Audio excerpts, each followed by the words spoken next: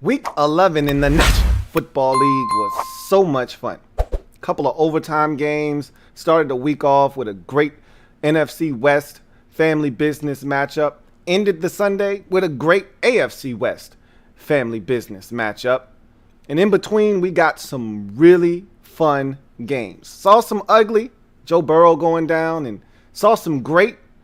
But we'll talk about all of that and then some as we head into the most glorious holiday of them all. As a man that I do not respect once said, Happy Thanksgiving.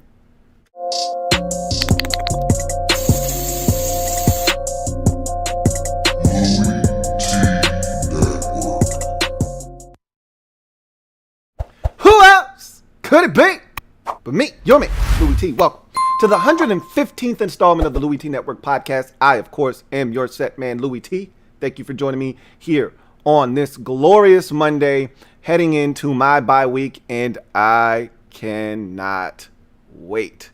But I did enjoy the football this weekend, and I talked about this last night on the overtime of the Sunday night game, in which I looked over to my girl as I'm watching all four of the games of the second half. I'm watching Colts and Packers. I'm watching Cowboys, Vikings. I'm watching Jets and Chargers. And I'm also watching Broncos and Dolphins. And I look over, I said, man, I love football so much. And I was thinking about that Sunday night game that was coming. And I said, that's going to be a really good one. And it hit me like it always does right around this time. I think Thanksgiving is usually that barometer for me. Once we get to week 12, I know that everyone's played 10 games in the league. And I know we only got 6 left, and it's coming to an end. And it feels like we just started. You know, it's crazy how fast this NFL thing goes every single year.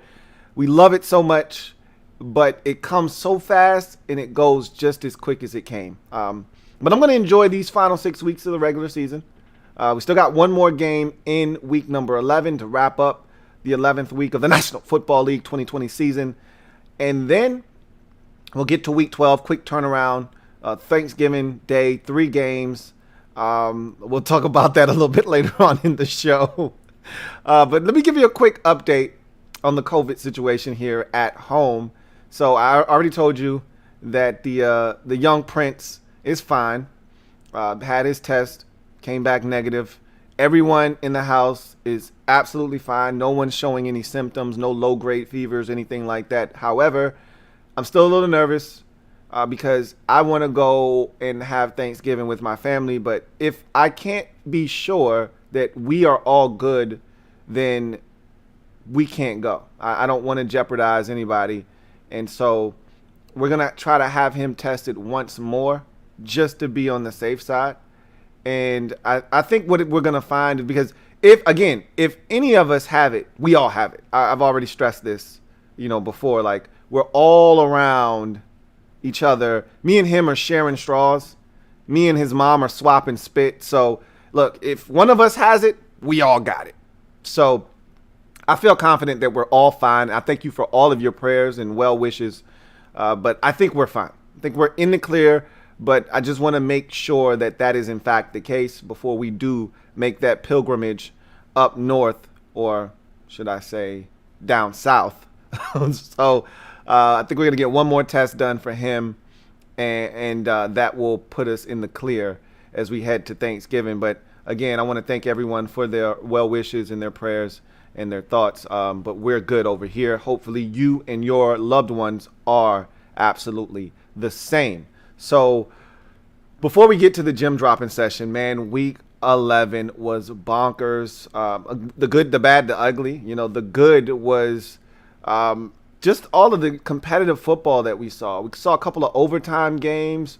We saw the start to the week with the Thursday night game, NFC West family business. The Seahawks and Cardinals went down to the wire. You finish up the week on Sunday in terms of the Sunday games with an AFC West family business matchup that goes down to the wire. And so I thought there was good football in between that. The bad, there are some bad teams around the league. The Jets are still winless, still searching for their first win. The Jaguars looked abysmal on Sunday. Obviously, they played the best team in the league in the Pittsburgh Steelers, and they made the Jets look like a bad football team, or the Jaguars look like an inferior team. Jake Luton, for all the good that he had done leading up to this game, he was awful versus the Steelers on Sunday. They're now 1-9, and those two are, to me, the clear front runners for the number one pick in the draft. I don't know if Jacksonville wins another game this season, even though they're continuing to fight. I just don't think they have enough. And, when they get Gardner Minshew back, maybe they sneak up on somebody and get a win down the stretch, but their schedule is tough as nails. I just don't see them winning another game. I think the Jets are going to get someone. I know they're awful, but they're still fighting. Surprisingly enough, they're still fighting for their head coach, Adam Gase. Maybe they're not fighting for him. Maybe they're just fighting for their own collective NFL careers. Whatever the case may be, they haven't laid down, and died yet. I'm waiting for that 43-3 loss, and it just hasn't come yet. Now, they lost 35-9 to the Chiefs, but that's the Chiefs. I'm talking about they're playing a team that has no business putting up 40, and they do, and they destroy them. That's the game where you say, okay, the will has been broken. They've quit on Adam Gase. It's over. I haven't seen that yet. I still think they're going to beat someone. I think they're going to get at least one win. And as I've always said, when a team is struggling and they can't find a win, if they do find one, it's usually inside the division against a family member. So if they're going to beat someone, it's either going to be Miami or it's going to be the Patriots, because they've already played the Bills twice. But I think they're going to beat somebody. But those teams are terrible. And then the ugly is, of course, the injury to Joe Burrow, going down in a heap on Sunday with a torn ACL, season over. And what a season it was up until that point. He was actually having a hell of a game versus Washington. And his season was remarkable. He was on pace to set many rookie quarterback records. That's all now for naught. But this guy's going to come back. He's going to come back stronger than ever, I think. And if you listen to all the people that know Joe Burrow that are close to him, they think that this guy is going to come back as even stronger than he was before. And that's a scary thought for most NFL defenses around the league. But nothing but well wishes for Joe Burrow on his comeback trail, as that was not a pretty sight in week number 11. So with that being said, let's jump into the Gem Droppin Session, shall we? I think we shall. Let me drop this gem on your melon. Open your mind, let your conscience be free. You're now rolling with your man, Louie Tee. Let me open you up. Get you thinking a little bit. So I don't want much here. I could talk about the Sean Payton shade that he threw at Roddy White. We could talk about the Undertaker meme going around with Derek Carr. We could talk about a lot of things. This league produces storylines every single week. But I just want to talk about Thanksgiving, man. Honestly, this is the last pod before Thanksgiving. And I think it's only fitting that we talk about some memories of old. And I've done this a million times on this pod. So I can be a little redundant here, because in past pods, I've done the, throwback Friday or way back Wednesday, depending on what day the pod was. And we always throw it back around this time to Thanksgiving memories, those warm and fuzzies that we get.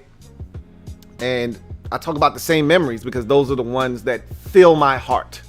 Those are the ones that come to mind first when I start thinking about the best of the best of the best for me in terms of Thanksgiving. Now, there's a lot of things that go on Thanksgiving, and I always talk about the 5 F's.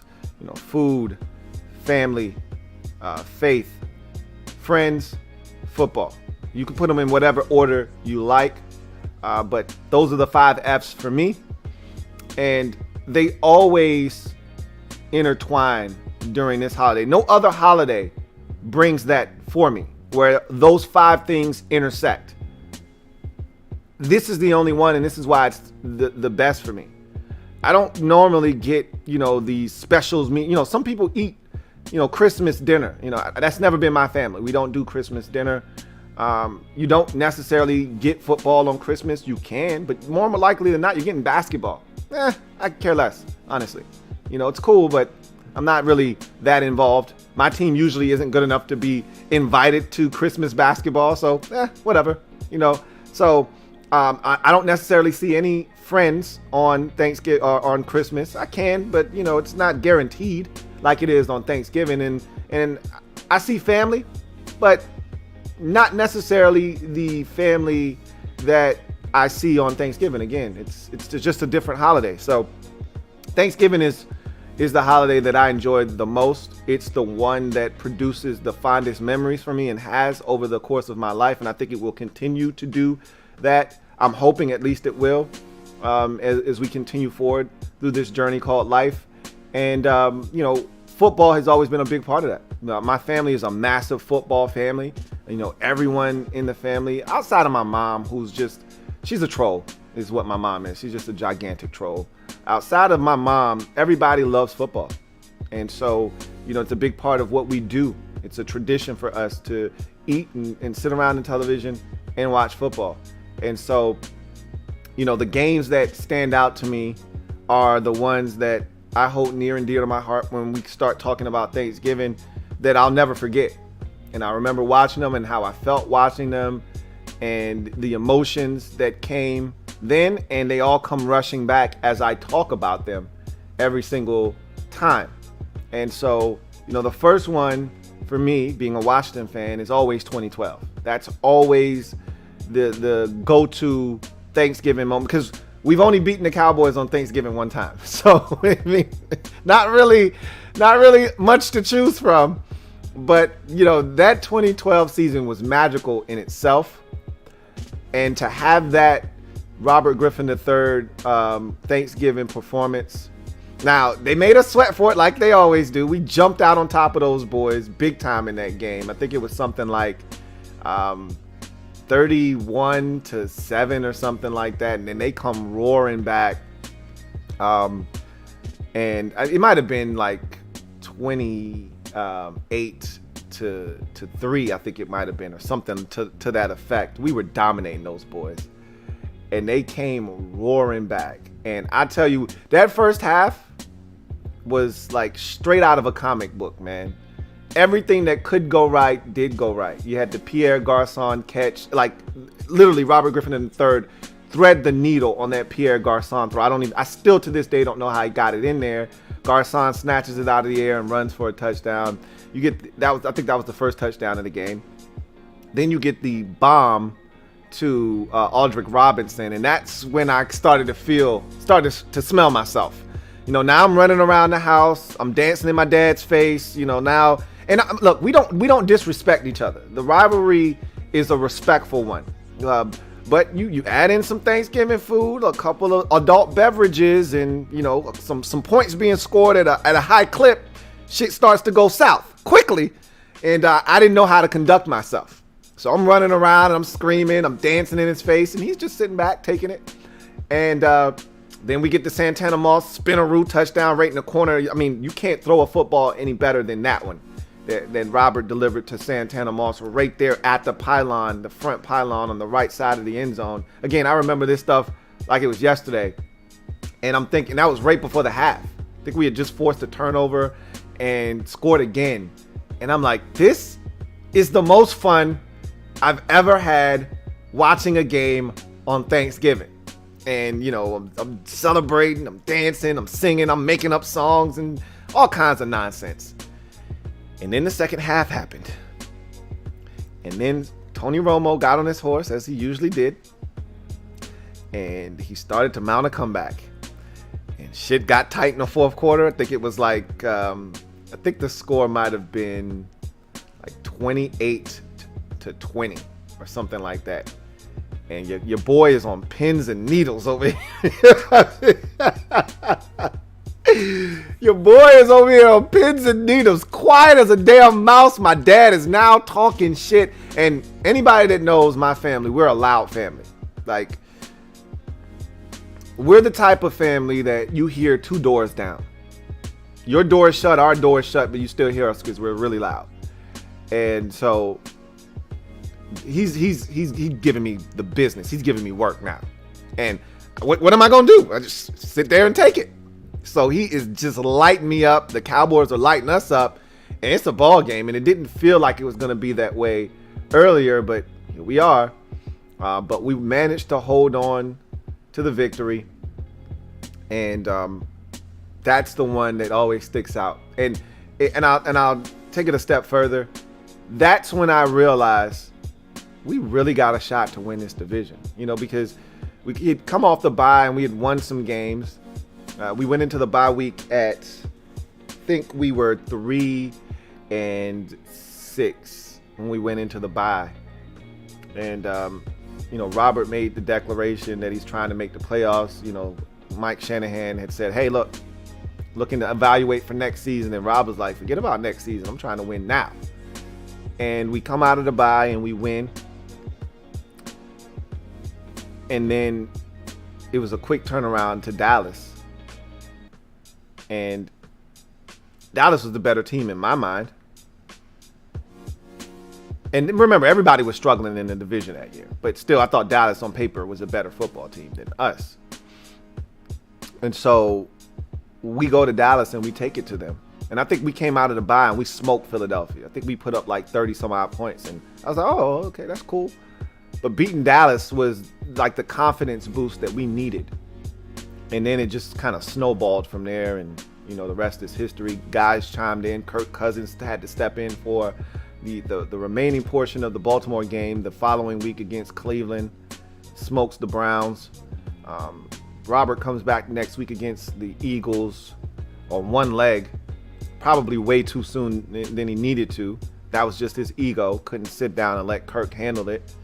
And then he beat the Giants on a Monday night on one leg. He beat the Cowboys on a Sunday night on one leg, essentially. And there were other wins in between that just made that season what it ultimately was. But I also think of the Randy Moss 1998, his rookie season Thanksgiving game against the Dallas Cowboys. That always sticks out to me. Because I remember the Cowboys, promising Randy, if you're there at our pick, we're going to take you. And then they passed on him for whatever reason. There were a lot of, legalities with Randy at the time. He had some issues at Marshall. And there were a lot of things going on with Randy at that time. And there was this stigma around him. And the Cowboys pretty much shitted on him. And so Randy returned the favor on Thanksgiving by shitting on them. The man had he had 4 catches. No, he had 3 catches. All 3 of them were touchdowns. And it was like, I need to look up his stats. I don't have my phone next to me. I'm going to look his stats up in that game, though, because it was wild what Randy Moss did to the Dallas Cowboys that day. I think it was like 3 catches, 140-something yards, and 3 touchdowns. Let's see if I can find it really quickly. Randy Moss's Thanksgiving 98 stats. There it is, right there. Oops. My bad. And let's see what it pulls up. 3 receptions, 163 yards, 3 touchdowns. Touchdowns of 51, 56, and 56. He also drew a 50-yard pass interference penalty for good measure. It was the single greatest thing these eyes had seen to that point. Remember, I'm a young 12-year-old pup at the time. And in 98, you got to remember, we're 3 years removed from the Cowboys' last Super Bowl. So the Cowboys are still good. Like, they're not the trash-ass Cowboys that we would see 3 years later with Aikman retiring and them going through the gauntlet of coaches and quarterbacks and, this, that, and the third. This was still America's team, Cowboys. So at that time, there was still this amount of respect for what the star on the side of the helmet meant. They hadn't hit where they are now, which is rock bottom as an organization. So, that's the crazy part when you think about Dallas, you think about Washington and some franchises like that have fallen on hard times, is when you look back at, the mid to late 90s, they're not that far removed from being one of the perennial powers in the league. So when you think about that and you put it in the context of a fan base that thinks, hey, we're going to turn this around soon because that's what we do. And then you fast forward to where we are today and you think, wow, like No wonder they got their asses whooped. No. That wasn't the Cowboys' life back then. They didn't get their asses handed to them like that on Thanksgiving on the national stage. That wasn't how the Cowboys operated in those days. So it was crazy. I mean, it was still Irvin, it was still, Emmett, and it was still Troy in those days. So it's amazing to watch Randy Moss do what he did in that game. And I follow, like I said, the 98 Vikings are still one of my favorite all-time teams to watch. They were so talented, and I talk about this all the time. Again, I hate doing this because I've done this on this podcast at least 3 times. I feel like talk about the same shit every Thanksgiving, but I still can't let go of the fact that I didn't get the Super Bowl that I was supposed to get. I'll never forgive the football gods for that one. I was supposed to get the Broncos and the Vikings in that 1998 Super Bowl. The 15-1 Minnesota Vikings and the 14-2 Denver Broncos. And the stinking ass Dirty Bird Atlanta Falcons effed it up.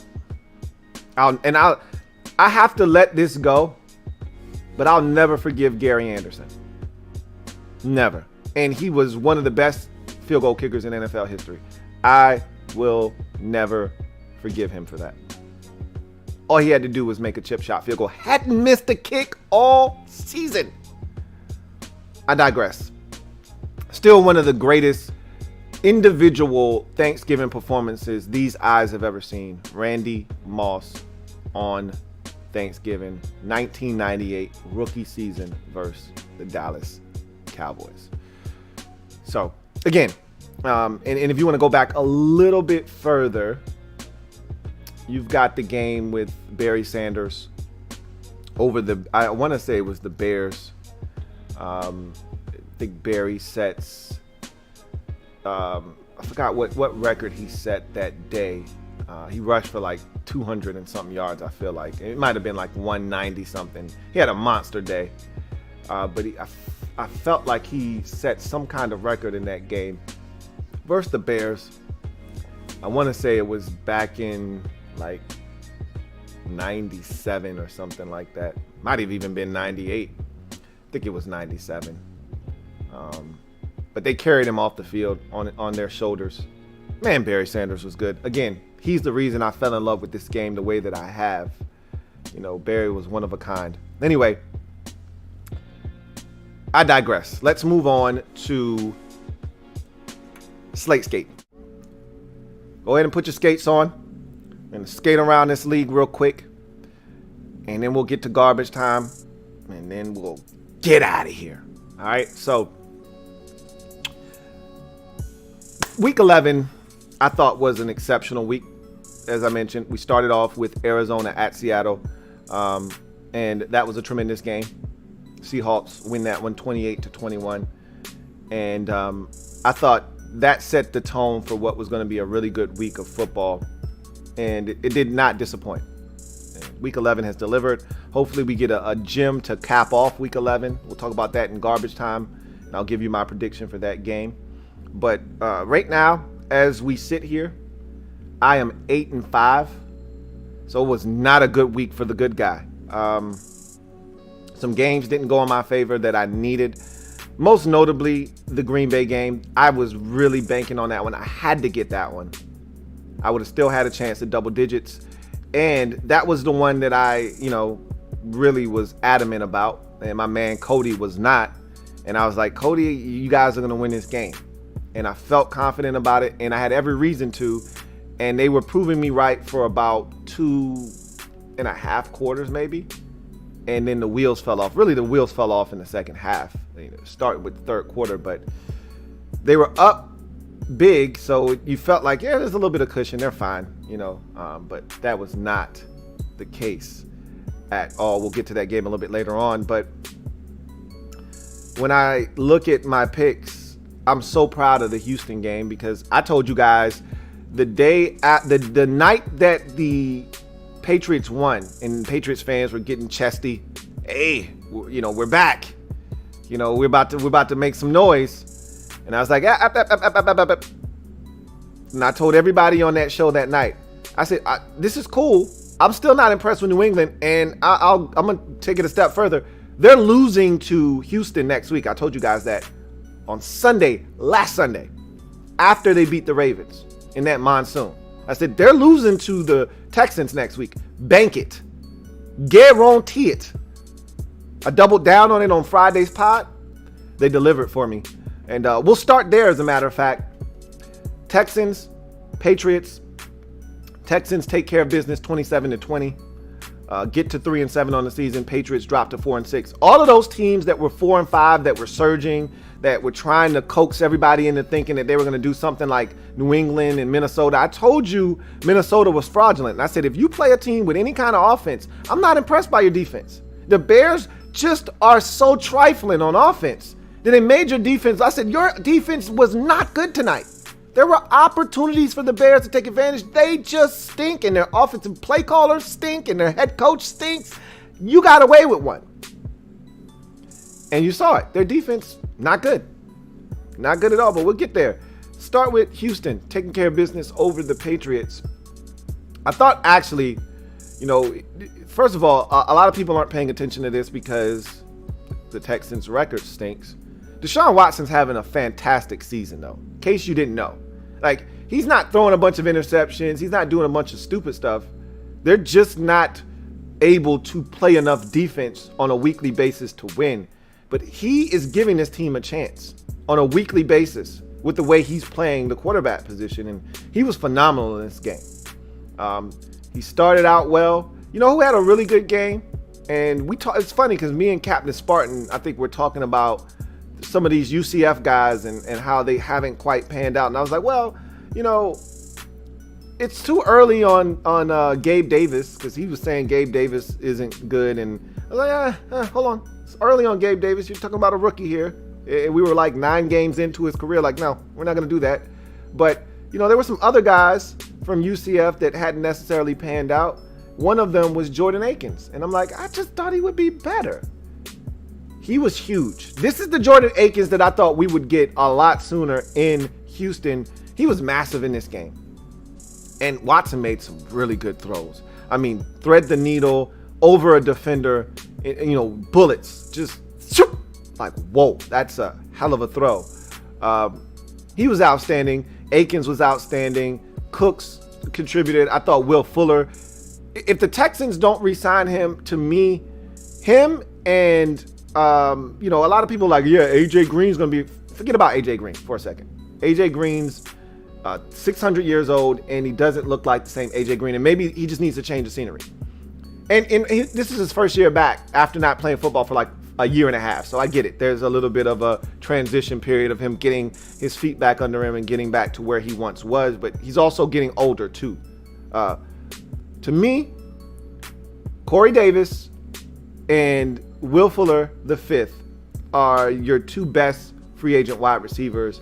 And if you're looking for a young receiver going into the prime of his career, those are the 2 guys I would be looking at this offseason.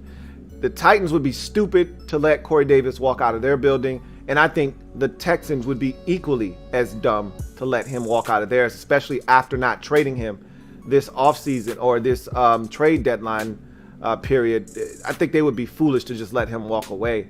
They've invested so much at the receiver position, however, that I think they don't have a lot of cap space available after paying Watson what they paid him, Watt what they paid him, and Cooks taking on his deal after trading for him. So they might be strapped for cash, but this Will Fuller, I know there's an injury history there that's a little disappointing, and that might sway them to say, you know what, let him go have a hamstring or a bad ankle with somebody else. We're sick of dealing with this. But the guy's he's a baller. When he plays, he's a baller. He was in this game.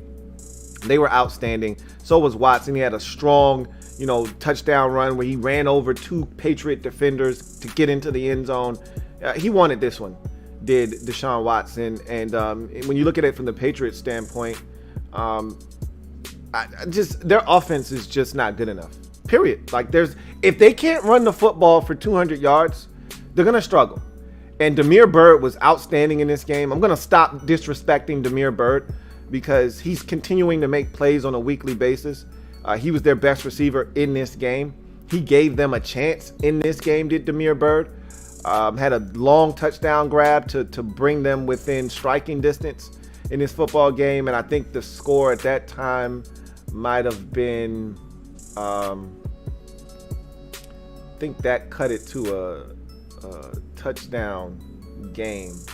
Might have been 24-20, as a matter of fact, after the Damiere Byrd touchdown strike, or it might have been 21-17. Either way, it was a big play in the game, got the Patriots back within striking distance, but Watson and company were just too much. And Kamari Fairbairn also did his part, connecting on 3 field goals in this game as well, as the Houston Texans take care of business in this, or 2 field goals, excuse me, as the Houston Texans take care of business 27-20 over the New England Patriots. Rex Burkhead got knocked slam out in this game, ice cold. I mean, on the field, face down, never something you want to see.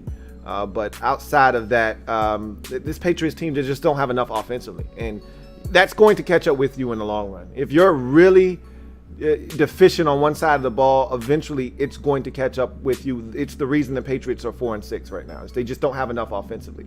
Their defense wasn't great in this game, but it wasn't the reason they lost this game. The reason they lost this game, they had opportunities offensively. They're just not good enough on the offensive side of the football.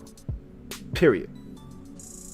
They're now 4-6, and for all intents and purposes, this one buries them in the AFC Conference. Pittsburgh, Jacksonville, this one was an ass thrashing, and the score doesn't do it any justice. This was a 3-0 Jacksonville Jaguars lead into the second quarter. And then the Steelers unleash holy hell against this Jaguars offense. I don't even remember how many turnovers it was. It felt like 6. It felt like 4, maybe 5 Jake Luton interceptions. I lost count. Felt like Minka had like 1 or 2. I know for sure Edmonds had at least 2. I feel like there was another one in there or 2. There was a fumble or 2 in there. It got ugly, man. Like they had opportunities to make this competitive. You know, a ball gets batted in the air and it gets picked off down around the goal line by Minka Fitzpatrick. He's always around the ball. He just seems to be in the right spot at the right time.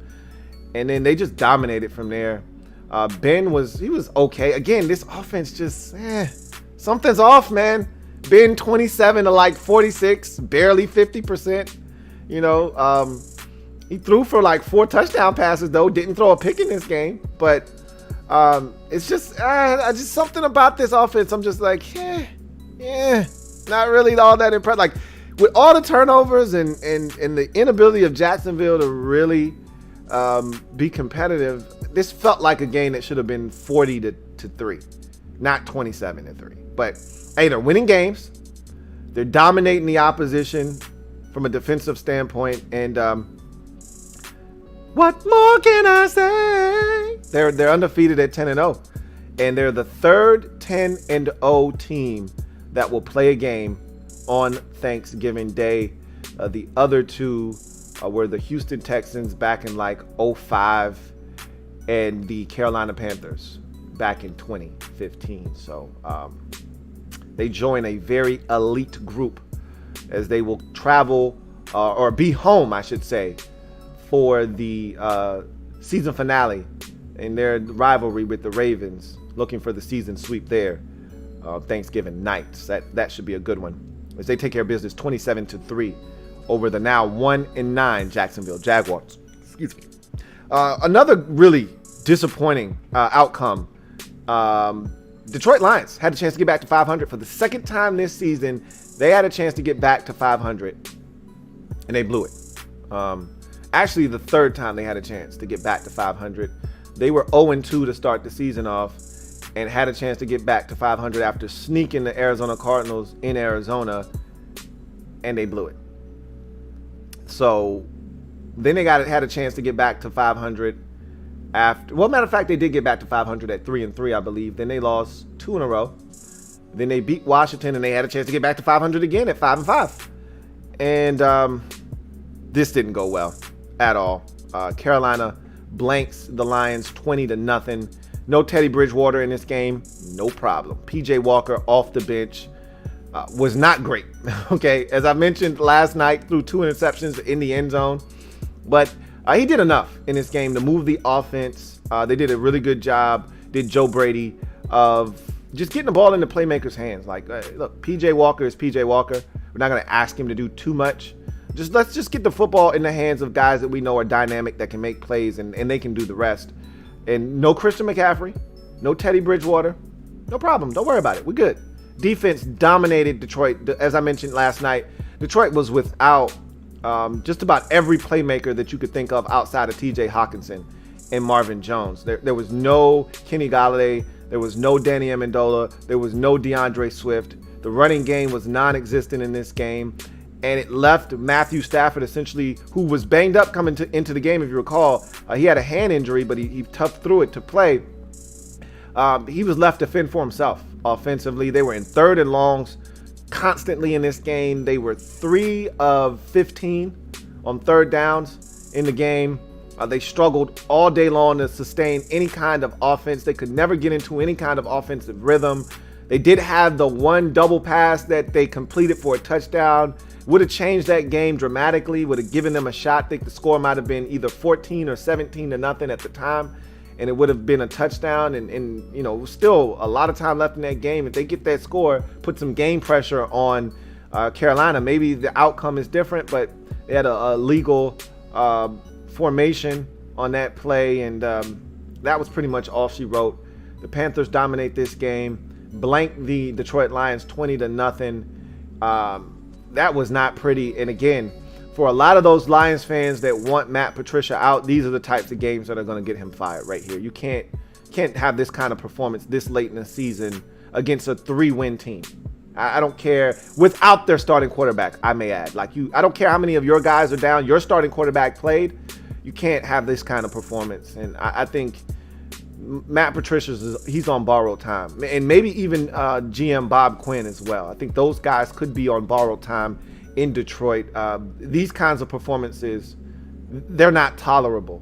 And yikes. Both teams leave the game at 4-6.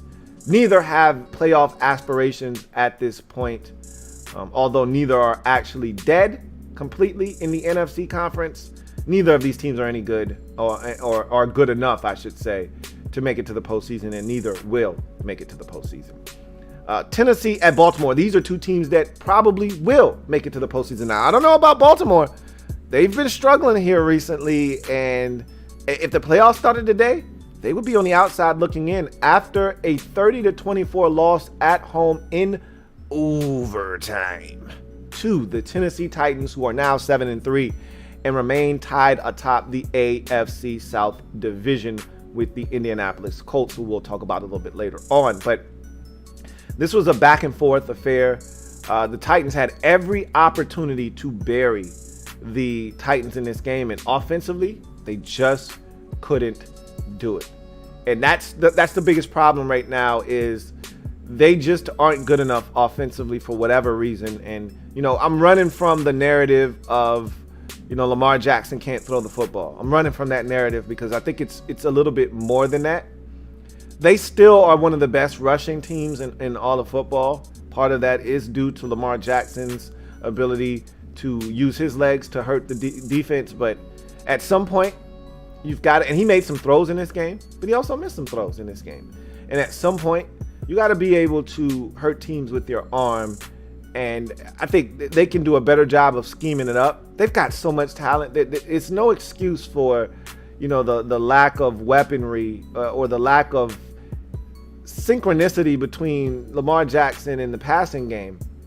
I think they've got to do a better job of scheming up guys to get open. You know, they've done a really good job to this point of using Lamar Jackson's ability to run to affect the defense to open up the middle of the field for tight end Mark Andrews. But at some point, you got to open up the outside for the guys on the edges, on the outsides. And they're just not doing a good enough job, I feel, of that right now. And they had every opportunity to win this football game, to put the Titans away. and out of their misery in this game. I think they were up at one point in this game. I think they were up. It felt like they were in control of this game, like 24-16. It might have even been 24-13 at one point. It just felt like they were in control of this game, and they just couldn't put it away. And they left the door slightly ajar. And that's all you got to do with a good football team, is leave the door slightly ajar, and they're eventually going to kick it open. And that's what they did the Titans. Derrick Henry came alive late in that football game. Ryan Tannehill, again, I keep talking about this guy. He finds a way to get it done. You give him chances at the end of games. He finds a way to get it done, and he did that again. 3rd and 10, they throw a pass underneath to A.J. Brown. They're at least 4 yards short of the first down. How the Ravens don't make this tackle and force the Titans to have to make a tough decision. And it really wasn't a tough decision. You got to go for it in that situation.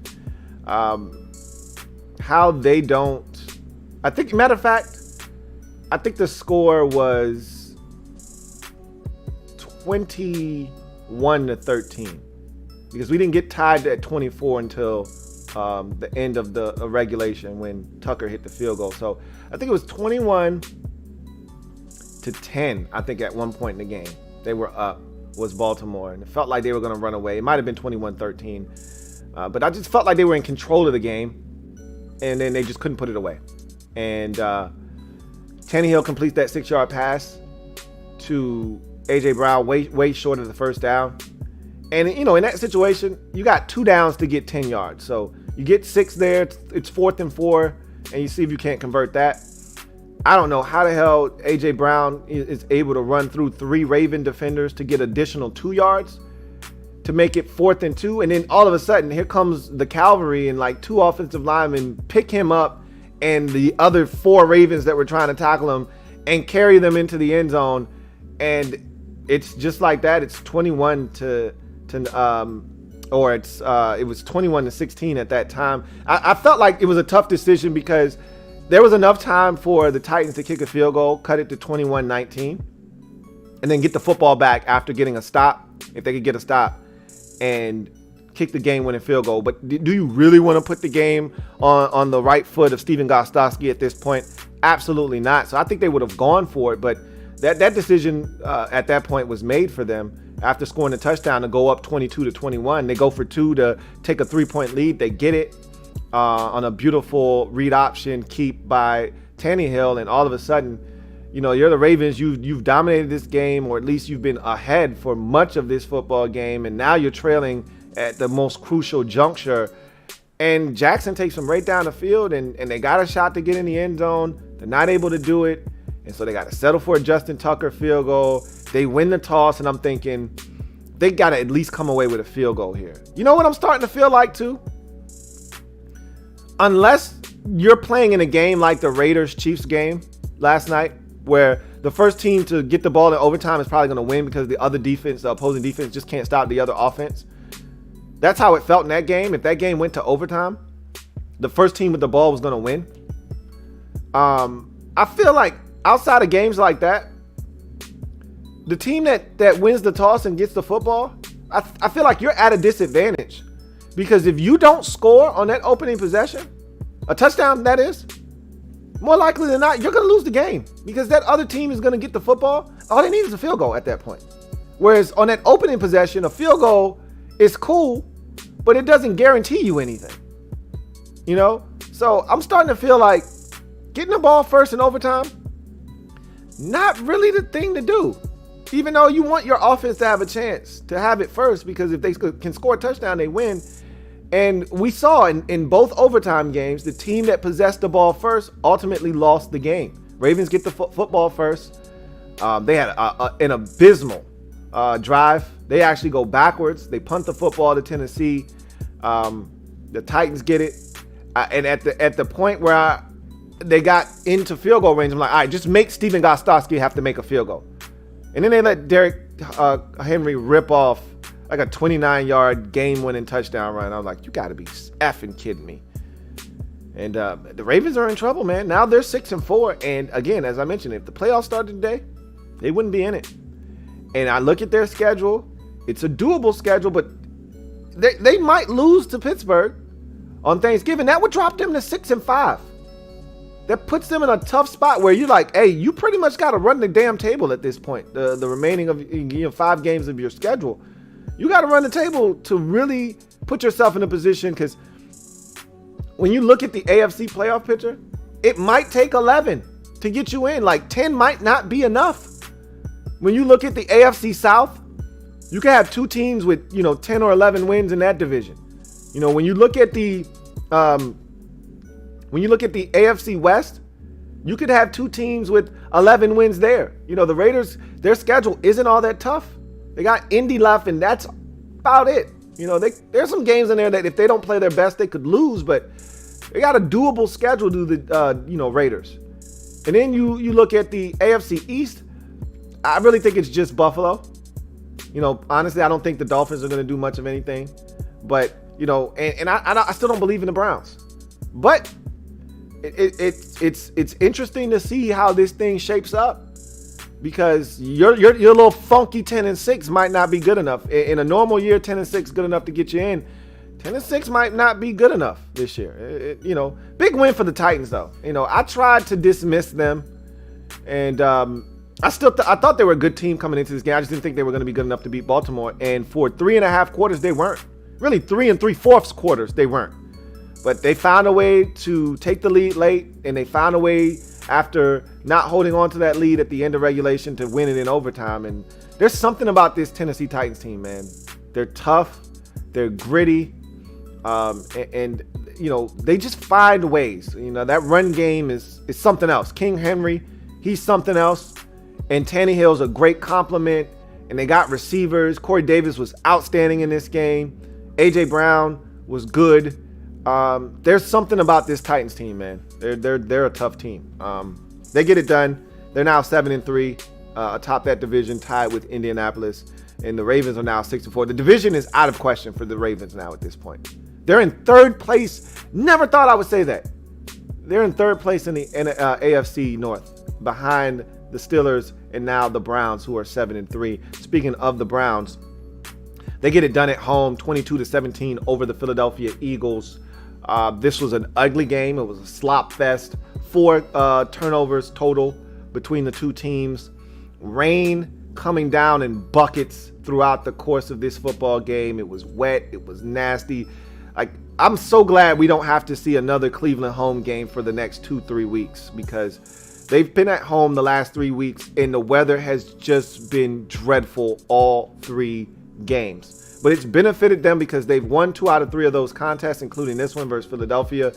Carson Wentz had just an ugly interception to get the scoring started in this game. It's crazy because the Eagles were on the move early in this game, and Miles Sanders fumbles the football. Then the Browns are on the move, and they look like they're about to get some points, and they turn the football over.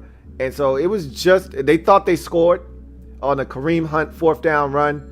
Replay overturns it, shows that he's down at around the 6-inch line, and they turn it over on downs. It was a mess. This game was an absolute slop fest, but the Browns seem to be able to function in this environment. Again, they've played in these kinds of conditions the last 3 weeks, whether it's, and the wind wasn't as big a factor as it was the last 2 weeks, but the inclement weather, the rain was just coming down so treacherously in this game.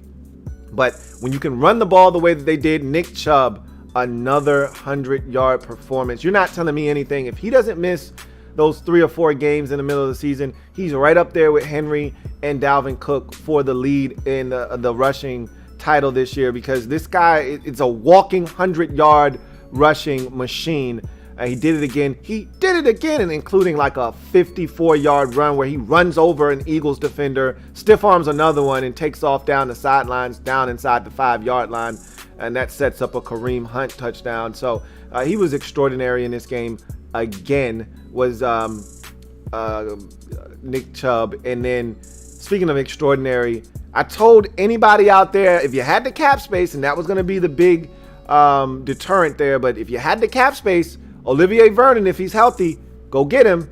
He's been tearing up shit the last few weeks. Had a 2-sack game a week ago against the Texans. Had a 3-sack game against Carson Wentz and that putrid Philadelphia Eagles offense. And he was a game wrecker, including a safety in this game. No Myles Garrett. You needed somebody to step up.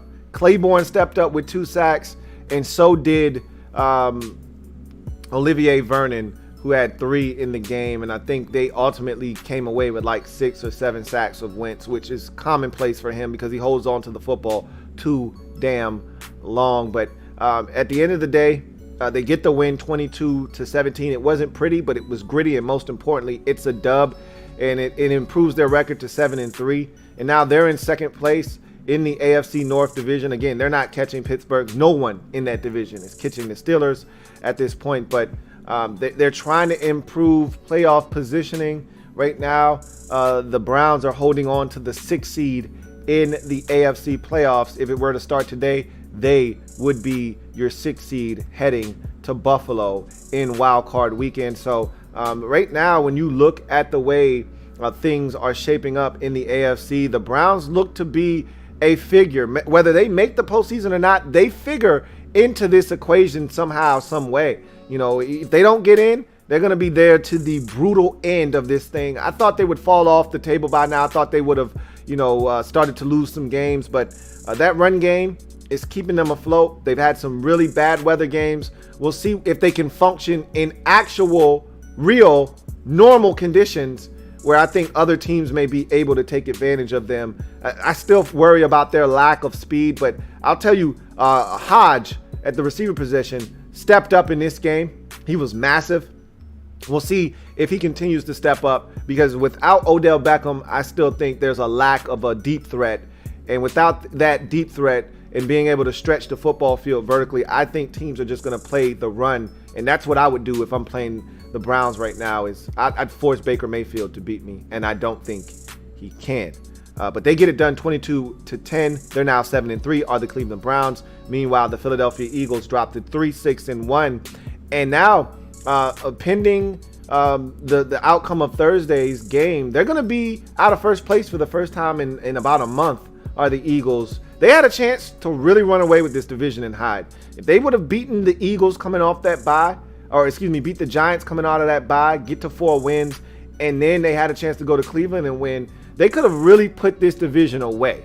Instead, they've left the door wide ass open, and now, even if it's only temporarily, they're going to find themselves out of first place. No matter what happens in that Dallas game, they're going to find themselves out of first place, because even if a tie occurs and all 3 of those teams are sitting there at 3-6-1, Washington owns the tiebreaker over Philadelphia, having already beaten the Eagles. So they're not going to be in first place after Thursday's game. Whether Dallas wins or Washington wins, someone's going to have 4 wins, and that's going to catapult them over the Philadelphia Eagles in that division. The Eagles aren't a good football team. They really are not a good football team. And there was a while there where I was thinking the Eagles are the best team, and they're going to get some of their guys back, and they're going to get healthy. They've gotten some of those guys back. They've gotten Miles Sanders back. Hasn't made that big of a difference. They got Alshon Jeffrey back in this game. Didn't make that big of a difference. They just aren't a good football team, period.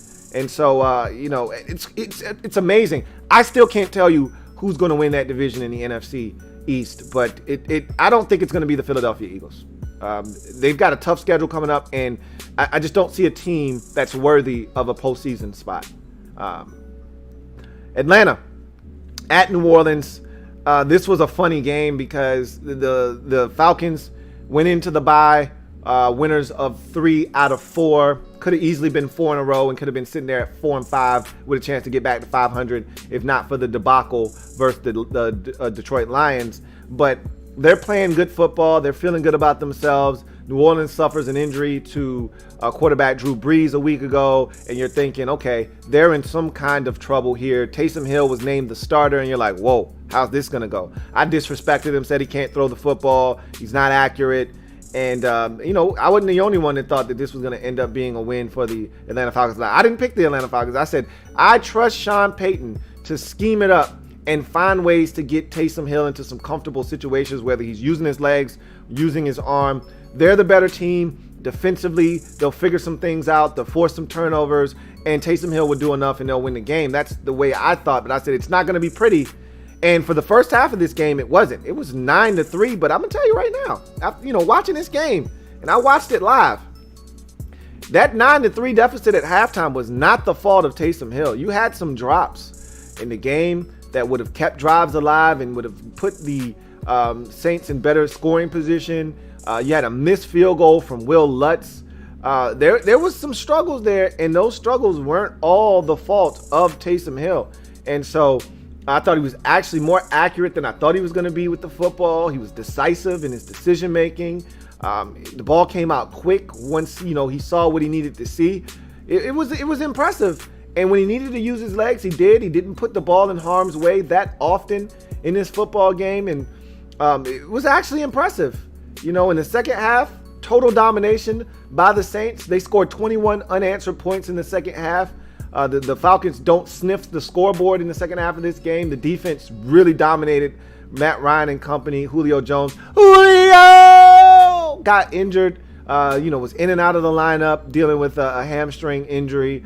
And they got after Matt Ryan. I think they sacked him something like 6 or 7 times. It was a bloodbath back there. He had little to no time. And then when he had time, he was like a deer caught in headlights. And guys were coming from 15 yards out, to get the sack on Ryan. So it was a rough go of it for Matt Ryan in this game and this Falcons offense that had been playing really good football of late. And the Saints dominate them in the second half, win this game 24-9, get to 8-2 on the season, remain atop the NFC South division.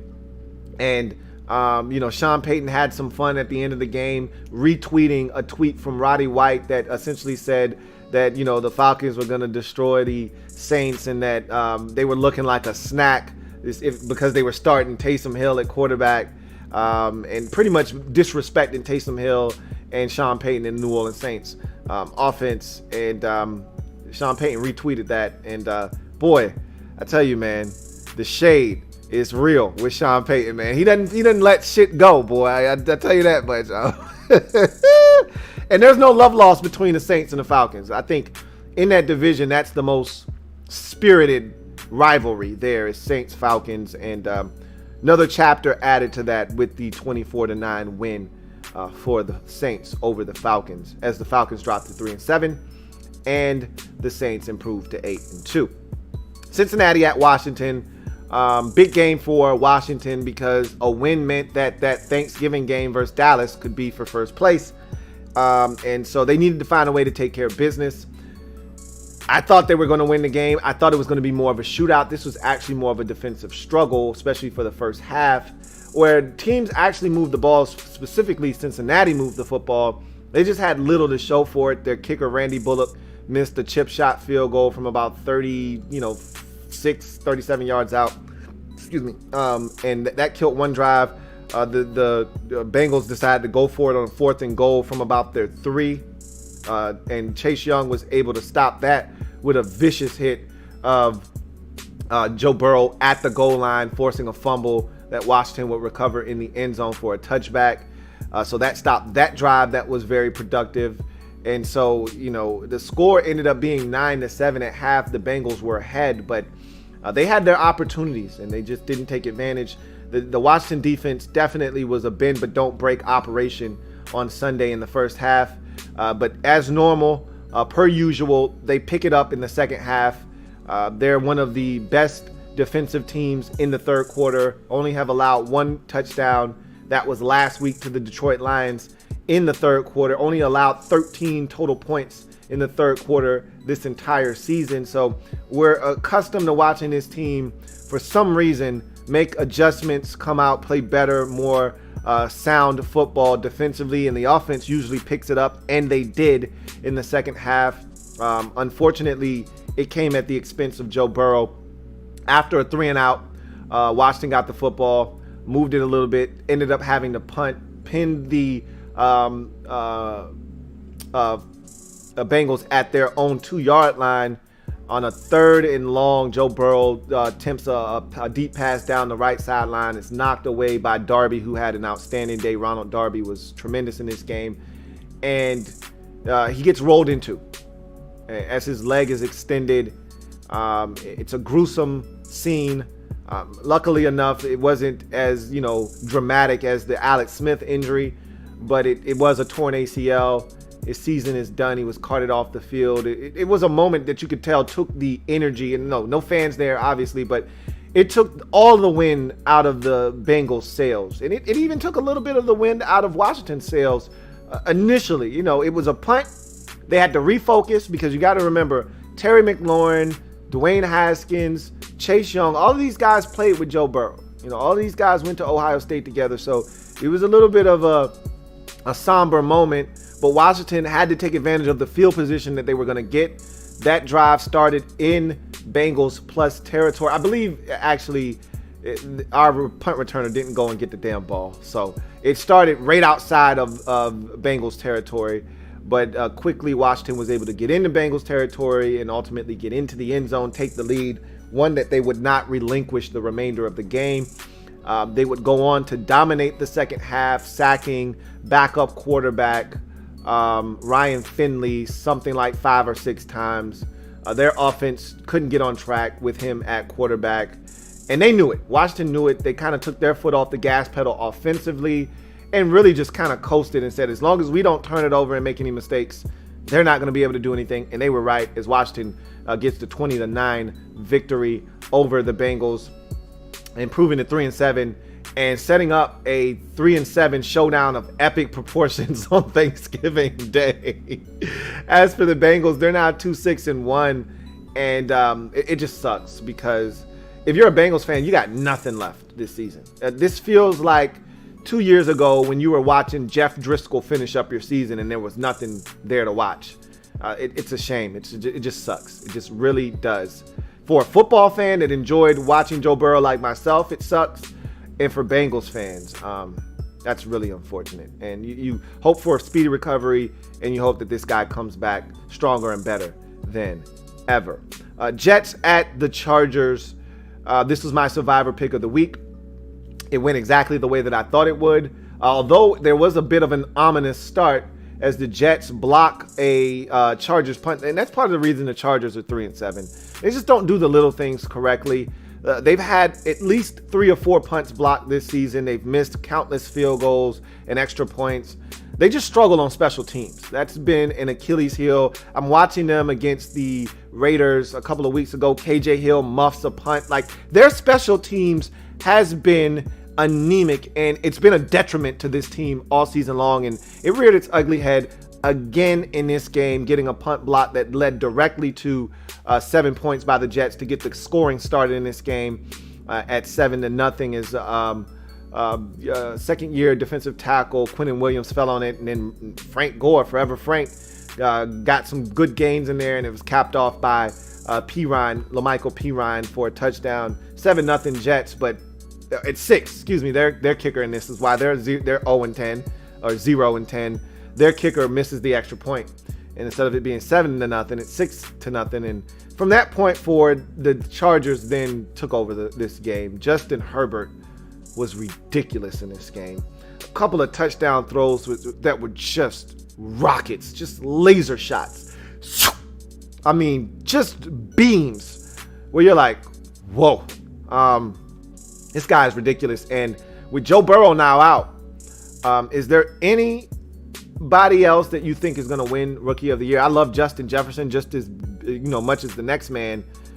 You could go ahead and just wrap this thing up for Justin Herbert as long as he stays healthy the remainder of the year. He already had better statistical numbers. This is what people fail to realize. He had better statistical numbers than Joe Burrow. More touchdown passes. He only had 1 more interception, than Joe Burrow on the season. Or he might have had 1 less.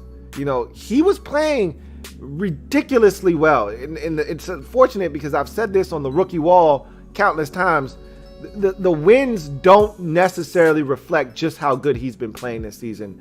And fortunate for him, just like against Jacksonville a few weeks ago, he found an opponent that was just a little bit worse than they are. So he was able to get the win because they tried to allow the Jets to get back into this game and make it interesting. They had to, resort to running around for a safety at the end of this game just to make sure that they were going to win. And their kicker still couldn't even get that right.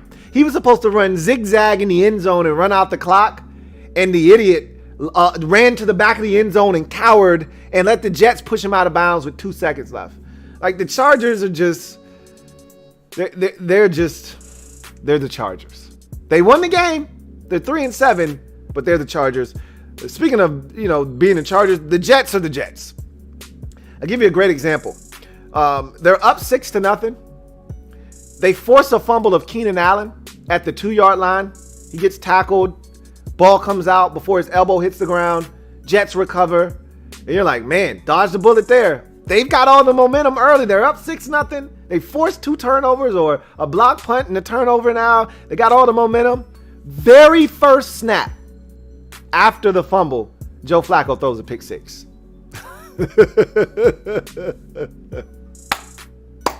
If that is New York Jets football for you in 2020, I don't know what is. And they would never lead in the game after that. 7-6. That was all she wrote. They lose this game and they're now 0-10. They're going to win a game some point this season. Don't ask me when, but it's going to be in the division and they're going to get one at some point. But you get to Miami at Denver. I knew this was a trap game. And I think I said that. I said if there was ever a trap game for the Dolphins, this is it. And I wanted to pick Denver, and I should have picked Denver, but I just didn't trust Drew Lock. That was my thought process, is that they're going to turn Drew Lock over 2 or 3 times, and they're going to win this game, despite Tua maybe not playing his best because that Denver defense is going to be all over him. Man, was I right about that part? They sacked Tua 6 times, knocked him out of the game. They brought in Fitty. He couldn't rekindle the magic, even though he got him down the field with a chance to tie it. He throws an interception in the end zone to Justin Simmons, who had 2 picks in this game. The first one didn't count because of a penalty, but Simmons continues to be one of the better free safeties in all of football. And his interception late in this game secured the victory for the Broncos 20-13. Drew Lock was solid in this game.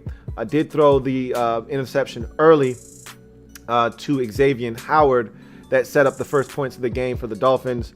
But as I mentioned already, Tua was not sharp in this game. I don't know who the offensive coordinator is for the Miami Dolphins, but let me give you a little bit of advice. I don't know if you noticed or not. Tua isn't actually right-handed. He's actually a left-handed quarterback. So you know what would actually help him? Is if you stop booting him to the right as if he's like the other 99% of the quarterbacks in the league, and actually started booting him to the left so he can throw to the strong side, which is his left side. Instead of having him throw across his body and having to square his body parallel to the line of scrimmage and throw the football booting to his right. Just a thought. Again, I'm no offensive coordinator. I did not sleep at a Holiday Inn last night. So I'm just a professional football watcher. I've never pretended to be anything else. I just think that would make more sense than continuing to boot him right and having him to have to spin around to center his body so he can actually complete throws in an accurate fashion. How about you just boot him to the left? Just a novel concept and an observation. Don't mind me. So I thought he struggled, though. When he had opportunities, he missed. He had an open Jakeem Grant down the sidelines. He overshot him on the opening possession of the game. There were a couple of opportunities that he had in the game, and he wasn't sharp. He wasn't his sharpest, but this Dolphins team is still fine. They're still going to be competitive. They're still good defensively. They just were out defensed in this game, if that makes any sense. The Broncos were just better than them defensively. They made more plays on the defensive side of the football, and that ultimately decided this game.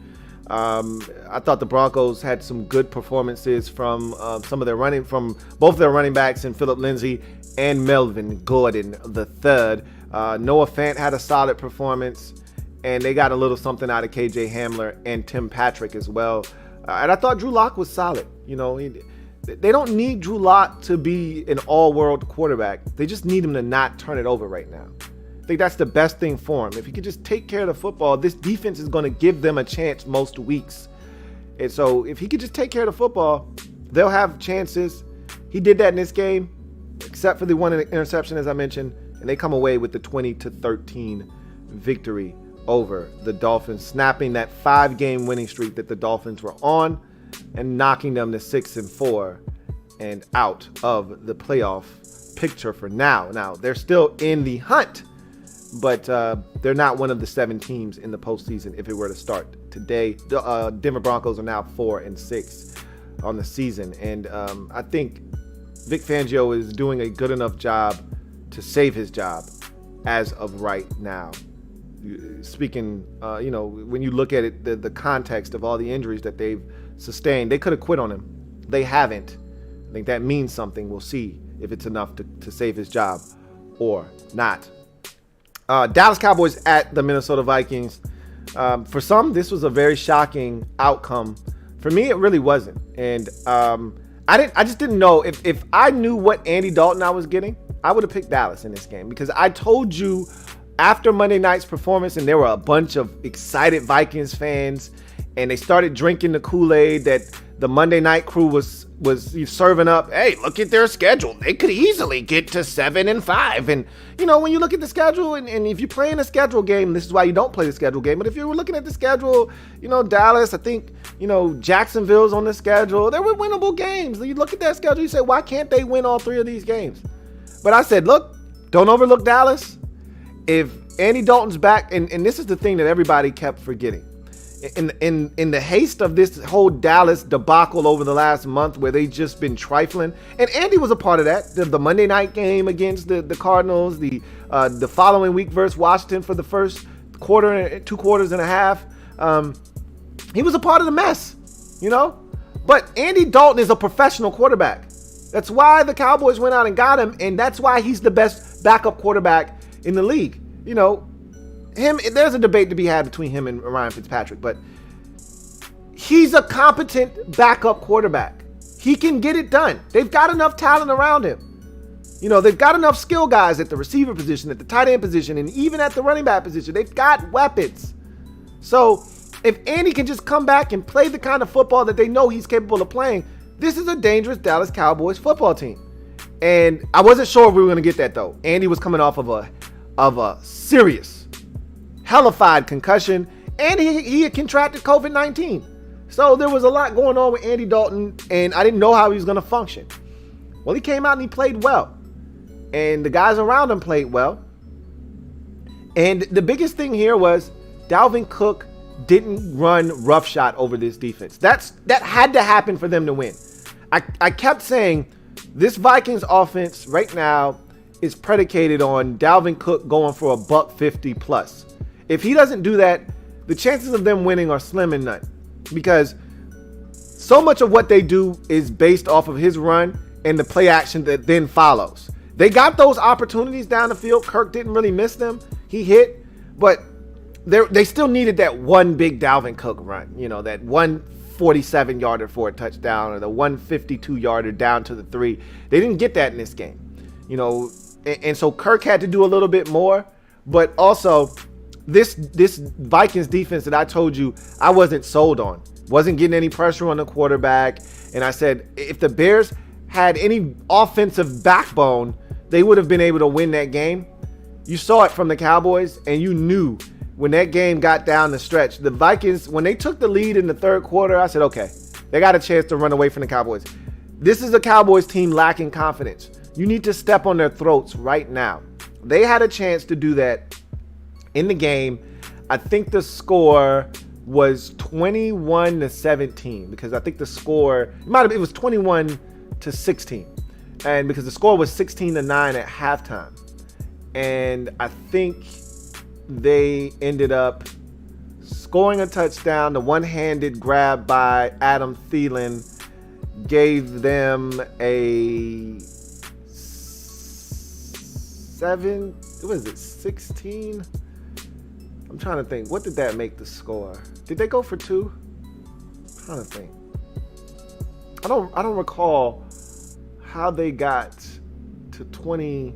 I just know they took the lead with that touchdown. Either I think they might have even been behind. They might have went for 2. I can't remember what happened, but they got the Adam Thielen touchdown, and then you get the Justin Jefferson touchdown, and you take the lead. And after that, I'm like, all right, you need to run away from these boys. Go and hide. And they couldn't do it. They give up the touchdown to Tony Pollard, and it kept the Cowboys within striking distance. And I think that made it 28-24. And I'm like, you better run. You better get away from these bastards. They smell a victory. And wouldn't you know it, they let the Cowboys get the football back with a chance to take the lead. And Andy Dalton takes them right down the field. Finds Dalton Schultz wide open on a third down. Confusion by the Vikings defense. And it's a touchdown. And now the Vikings have a chance to go down and get in the field goal range and try to tie the game up.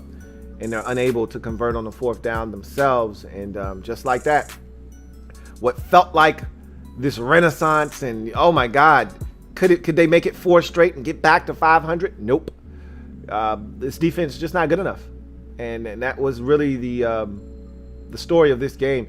Although their linebackers are exceptional. That pick by Kendricks in this game, what? But they've been doing that all year long. Their linebackers have been extraordinary picking footballs off. The problem is they just don't have any help in the back end, and they don't have any help up front along the defensive line. And you knew eventually that was going to rear its ugly head. It did in this game. And Dallas, wow, what a win. And I'll take it a step further. This Dallas win is the best win, and this is pathetic, I know. It's the best win of any team in the NFC East this season. And it's not close. Remember, every win in this division up until the week 11 had come inside the division outside of 2 wins. Philadelphia beat the Jimmy Garoppolo-less San Francisco 49ers on a Sunday night. And Dallas had to use a miraculous comeback capped off by the craziest onside kick scenario we've ever seen to win 40-39 over the Atlanta Falcons. Those are your 2 wins.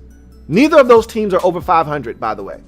All right. Neither of the teams that the other teams won in the division against today in Cincinnati and Minnesota are over 500. They haven't beaten a team outside the division with a record of 500 or better this season to this point. And this is by far and away the best win of any team in the division. Not close. Vikings were playing with a 3-game winning streak and an abundance of confidence. They were at home. Dalvin Cook had been running roughshod over the league. And Dallas comes in and muzzles them, silences them, deads any talk of them potentially making the playoffs. It's a massive win for the Cowboys. And all of a sudden now, 3 weeks ago, they were dead. Here they are with a chance to get back in the first place. This NFC East division, man, I tell you, around and around and around we go on this NFC East merry-go-round. I mean, this roller coaster is bizarre. At one point, the Giants were the worst team in the division. They were a 1-win team. They stink. Now they were in a position to lead the division had Dallas and Washington not won this week with the win. And guess what? The Giants play the Joe Burrow-less Cincinnati Bengals next week. They're probably going to win.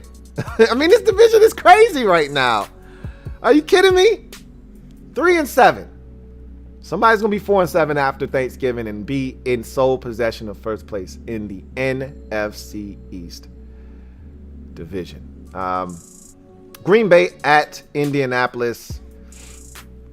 This was the game of the day, if you ask me. I know the Tennessee game went to overtime, but that game pales in comparison to this game here. This game had everything.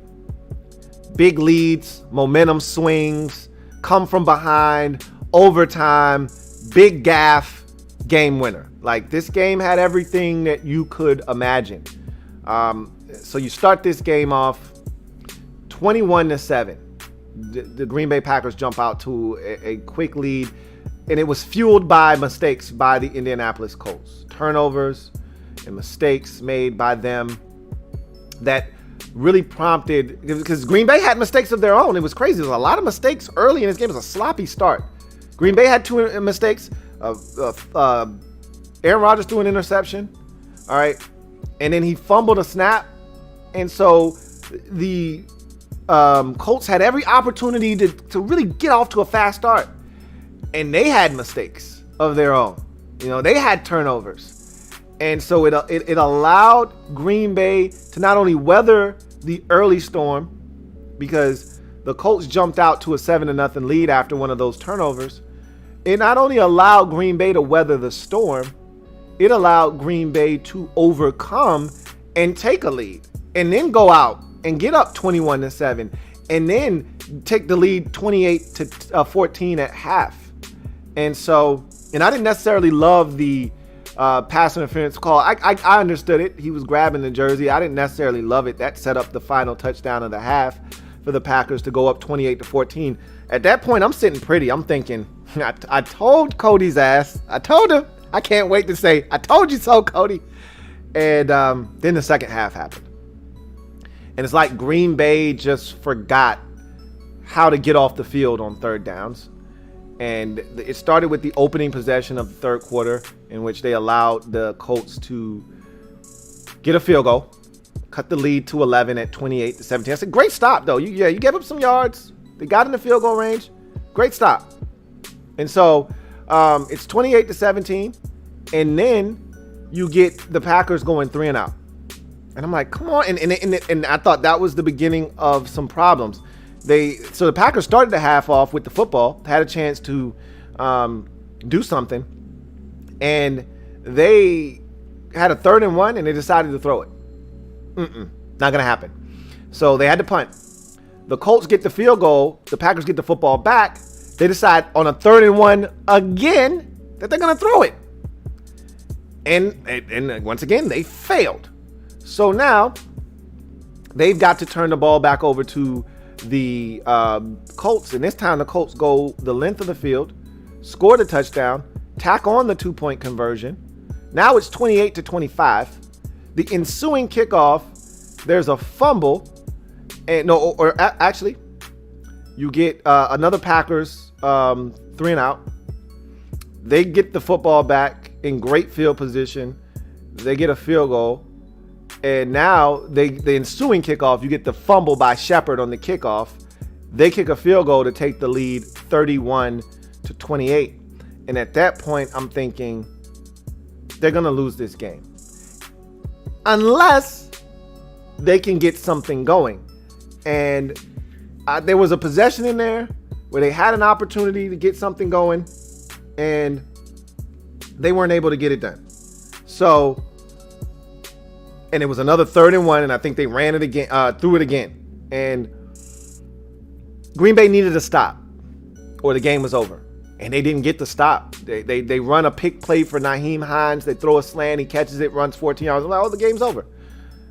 Not exactly. The Indianapolis Colts did everything in their power to lose this football game. They went on one of the craziest holding barrages I've ever seen in my life, and I've been watching football my entire life. There was a span there of about 6 plays where there were about 8 or 9 holding penalty infractions on the Indianapolis Colts. I lie to you not. Every play, they stopped the clock where the Packers could not afford to have run plays executed because they were down to their last timeout. And so they ran it on first down. They got 6, holding penalty. Stop the clock. They ran it again on second down, holding penalty. This time the Packers declined the penalty, but it stopped the clock because you can't keep accepting these penalties even though you want to push them out of field goal range and force them to have to punt. You can't keep accepting these penalties because you need the downs to count. The downs are not your friend at this point. So they accept that when now it's 2nd and 20. They run another play. All right, another holding penalty. 2 of them, in fact, on this play. Okay, so now it's 2nd and 30. They had to take this one because they actually got a sizable gain on this play. So they take the penalty. It's 2nd and 30. All right, so they run the football. The Packers call a timeout, and it's 3rd and 25. And they try to throw the football. And Phillip Rivers gets sacked. And, well, he gets hit as he's throwing the football. And it comes out funky. It looks like it's a forward pass. But the officials don't blow the whistle. It's scooped up by the Packers. It's run in for a touchdown by, I want to say it was, what's the Cleveland linebacker's name? Christian Kirksey for a touchdown. And I'm thinking, is this shit going to count? They called it a touchdown on the field. And Phillip Rivers, his index finger, his two middle fingers, pushed the football forward. And that was the thing that I think ultimately made the call easy for the officials. If not for that, that football I felt like was empty going forward, but the motion of it and his fingers pushing it forward was enough for them to say, hey, he still had control. Called it incomplete. They punt the football. They pinned the Packers inside the 5-yard line. And the first two plays did not go well for the Packers. And then Aaron Rodgers cuts it loose. And MVS is over the middle of the field. And there are 3 Colt defenders converging on this ball. I'm like, there is no way this ball is getting in there. And it does. I'm like, are you kidding me? I'm going nuts. I'm like, let's go. Let's go. And I'm like, shit, we can win the game here. You know, I'm a Packers fan right now. We can win the game. I need this one. I need it. So Rodgers is running up. You know, they call their final timeout, which is a smart thing. They had a long way to travel. That ball went every bit of 50 yards in the air. They're in plus territory. So I'm like, okay, I get it. Call your final timeout.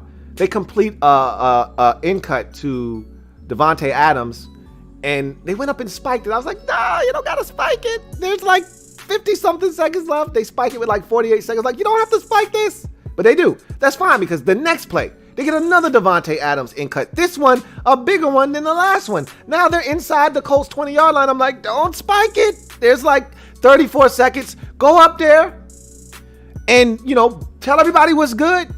You can get 3 plays at the end zone from here. He goes up and he spikes it. So now it's second down. They get a completion on third down, and they can't spike it this time because if they spike it, it's going to be fourth down. So they run up, and they let all this time elapse because the last completion was inbounds, and so they let all this time elapse, and they run one play. And if they hadn't wasted a down on spiking it the first time, they would have been able to run one more play. And so they run one of these concepts where they get Devontae Adams, corner of the end zone. Rodgers throws it up there. It's incomplete. And they got to settle for a Mason Crosby field goal. So I'm like, okay, cool. If they can get the ball first, now the Packers have momentum. Maybe they can go and score and win this thing.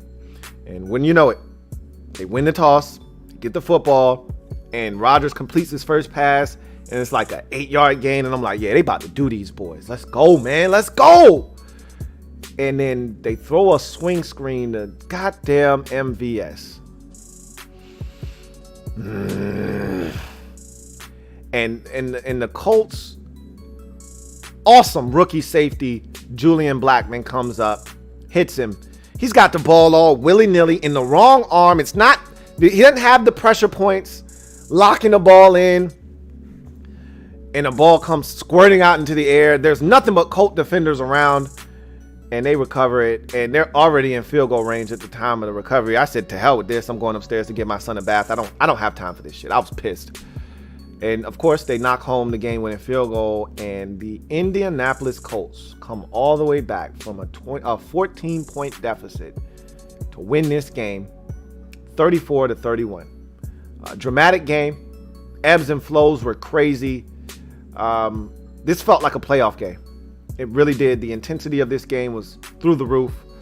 2 future Hall of Famers going at it. I thought Phillip Rivers was outstanding in this game as well. 2 7-3 teams at the end of the day leave this game. And, you know, this is one of those games. If you're the Packers, you got to find a way to win this game. You can't lose this game. And the Colts needed this because the Titans had an improbable win at Baltimore. And so in order to stay atop the division, you needed to win, and they did. So big win for Indy, tough loss for the Green Bay Packers. And you're quite lucky that the rest of your division stinks, because if Minnesota had somehow, you know, continued on their hot streak and gotten to 5-5, this could have gotten really interesting. The Bears are trash. The Vikings are trash. And you're going to win this division by default. But this loss right here could have been one of those losses that could have come back to haunt you, but you're going to be fine. You're going to be just fine. I think you've got the Chicago Bears on Sunday night coming up in week number 12. We talked about Chiefs Raiders. Excellent game. Don't need to rehash that here. We did that on the overtime program. If you want a thorough breakdown of that, go to the overtime breakdown of that game. But the Chiefs win 35-31 on a last minute drive by Mahomes to win it 35-31. They're now 9-1 and one game back of the Steelers in the loss column.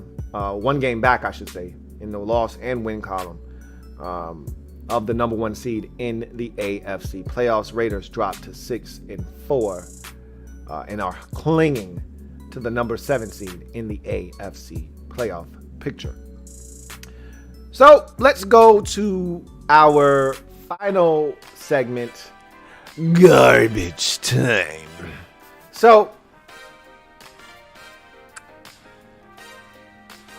it's Rams and Bucks for the capper to week 11, and this is a game that I'm looking at, and you're seeing two things that could transpire here. One, this Rams defense that has been really good this year and creating all types of pressure could get after Brady, and we've seen how Brady has responded to pressure this year. Not very well. And if they are able to do that, the Rams can go into Tampa and win this game. Very capable. We saw what Brady did against the Saints with pressure. We saw what Brady did against the Bears with pressure. He at this age, he cannot handle pressure at all. And we know this Bucs offensive line is skittish. It's Dr. Jekyll, Mr. Hyde. One game, they're lights out and they're scoring 46 against the Panthers. And you know, week before that, they're getting their asses handed to them and they're losing the game 34-3. So we don't know what Bucs offensive line is going to show up. If it's the good Bucs offensive line, I don't think the Rams stand a chance because I don't think they can score enough. And the Bucs defense, and again, to talk about Dr. Jekyll, Mr. Hyde, we talk about this Bucs football team as being the definition of inconsistent. If the Bucs defense that we saw against the Packers shows up, we'll see the same thing happen to the Rams that happened to them in the Dolphins game, where they get stymied, Jared Goff turns it over, and they get run out of the building. If the Bucs defense that showed up against the Saints shows up, they can't get off the field, can't get a stop, can't get any pressure, the Rams will be able to run their offense. And they will be able to neutralize the Bucs offense by keeping them off the field, and we'll have ourselves a ball game here. I don't see any way, shape, or form that the Rams win in blowout fashion. That's not who they are this year. They're not a blowout team. However, I could see them winning this game close if the defense shows up and shows out and the offense is able to sustain itself. But more likely than not, I see Tampa Bay being able to run their offense. They're going to have problems with Aaron Donald, I believe. And he'll wreck shop for a little bit. They'll make the adjustments. And it wouldn't shock me if he's able to get to Brady twice, maybe force a fumble, force an errant pass that gets picked off. That wouldn't shock me. But I think they're going to be able to weather the storm. I think they're going to be able to do enough offensively to win this game. I don't think this is going to be a high-scoring affair. You know, I think this is going to be a 27-20 type of ball game, a 24-20 type of game that the Buccaneers outlast the Rams in. But if the Rams are dominated in this game and the Bucs defense shows up and they're getting after Goff and they're forcing him into mistakes and their offense is able to move the football and they get some short fields because of turnovers, I could see a Bucs blowout. I could see them winning this game 37-13, 37-20. I could see that happening. But I don't. I see the former happening, which is 27-20, 24-20, something like that. But I do see a Bucs victory in this football game. That's what I do see happening. And I think the Bucs are the better team, and they will prove it tonight at home in what should be a dynamite football game as we head into Thanksgiving weekend. So that's going to do it for me. your man Louie Tee here on the Louie Tee Network Podcast. Thank you guys for joining me and chopping it up with me here on the pod. Last podcast before Thanksgiving. Last podcast before the turn of the month to December. So you guys will not see me on the podcast for the remainder of this week. You won't see me on Monday next week either. The first pod you will get back, the 116th installment of the Louie Tee Network Podcast, will be Wednesday. Let's see what date that will be. Wednesday, December 2nd. So that's the next podcast you will get. It will be a Wednesday episode. I will open the floor. I'm pretty sure you guys will have a lot to say by then. We wouldn't have talked for over a week's time. So I will open the floor for you guys, and we will have social media maneuvers.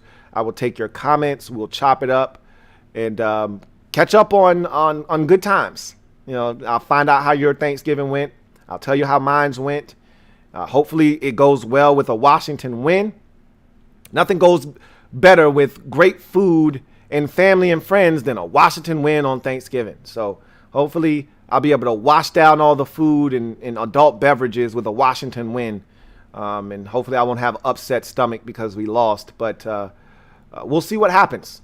Anyway, I look forward to chopping it up with you guys. Remember, if you're out there and you haven't already done so, what are you waiting on? Subscribe to the Louie Tee Network for more great content. Turn on that notification bell so you don't miss a thing when I decide to go live. And also, make sure you like this video. If you're out there, hit the like button. Show your man Louie Tee some love. And also, by the way, as you can see, I got on a Louie Tee Network hat. It's turned backwards. But just in case you need proof, there it is. So it's an LTN hat. I've got hats. We've got beanies. We've got hoodies. We've got shirts. All of those things are available on the website, theprintchamps.com. Down below in the description of this video, you can find a link where you can shop the merch. Use the promo code. Give thanks. It's not case sensitive, okay? Give thanks, no space, to take advantage of a 25% off discount code on any purchase of $50 or more. So this is your opportunity to rack up on merch and save a quarter off your purchase. So if you purchase $100 worth of gear, it's only going to cost you $75. Take advantage of this opportunity. This is only going until December 1st. So the last day is November 30th. Is there 31 days in November? Or is it 31? I think there's 30 in November. Yep. So November 30th is the final day. All right. This thing's over once this calendar turns from November to December. So take advantage while you can. That being said, I'm going to glide to the side, allow you guys to enjoy the rest of your day. If you're a Washington fan, I got a surprise for you. I'm going live tonight, this evening, right around 5:30, sometime around there, for Washington Football Nightly. It will be the last time you'll see me as I'm heading into this bye week. Of course, you can join me tonight for Monday Night Football overtime, but in terms of Washington videos, this will be the last one you'll get. So feel free to join me for that one. We'll be chopping it up live, talking about yesterday's game, and also giving you my preview and prediction for Thursday's game versus the Dallas Cowboys. So until then, you guys have a good one. Take care, and I'll see you next time. Louie Tee Network.